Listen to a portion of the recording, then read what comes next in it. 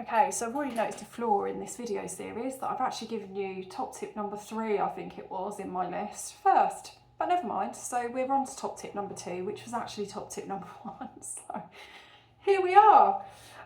Top tip number 2 in this ADHD Advent Series, Guide to Navigating Your Way Through the Holiday Season.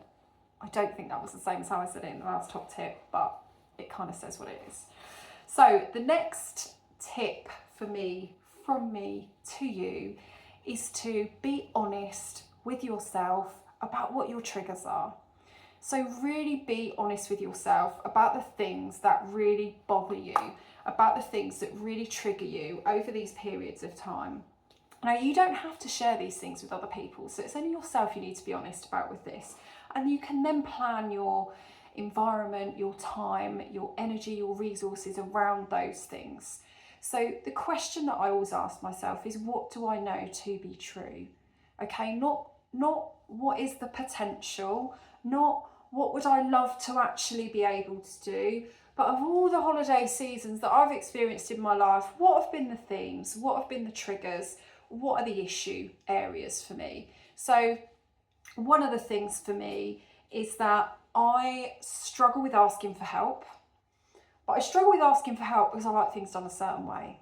But actually, when I dug a little bit deeper into that, it wasn't even so much that I liked things done a certain way. I can't watch and observe things done a different way to how I do it.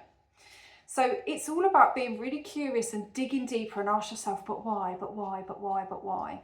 So the way that I get around that, and this goes for, really simple things like washing up, hanging the washing, if it's not hung a certain way on the washing line, if things aren't loaded a certain way in the dishwasher, if certain cloths aren't used for wiping certain surfaces, I can't watch that. So what I've recognised about myself is that it isn't that I want to do everything myself. It really isn't, because actually I get quite resentful of that. And then that energy projects out onto my family. And they're like, well, we can't help you. You won't let us help you. So we can't win.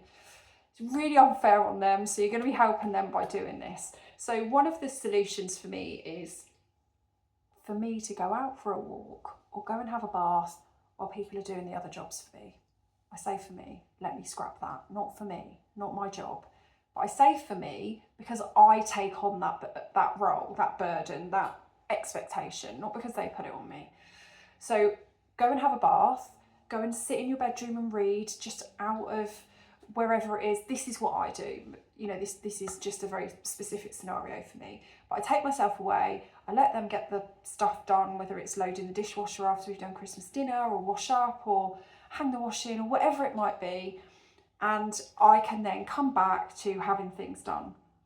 So our challenges and strengths and triggers are all going to be different, but it's really important that you understand yourself, because I think often for me what happens is that I have a trigger and there's almost this resentment that other people don't understand what that trigger is and help me, when actually I've not verbalised that, I haven't really understood it myself. So the first sort of step, which should have been the first video, maybe I'll release them on the same day, so it's kind of the first video. What should have been my first top tip is to really understand what your triggers are, where you and when you experience periods of overwhelm. Now, for women, and for me certainly, this is cyclical. So this can happen at certain points in your menstrual cycle. If you're perimenopausal like me, this can happen at any time. It just jumps up on you and you suddenly feel this flurry of emotions and you don't quite know where it's come from.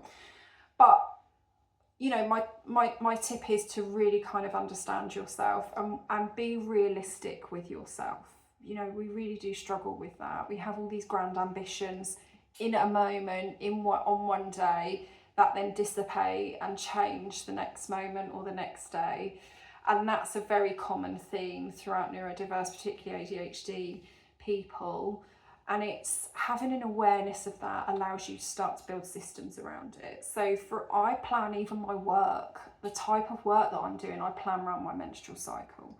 So it's really important that you understand yourself and plan everything else accordingly around it. So the top tip number 1 that I gave you in the video before about writing your list, this should help you craft that accordingly.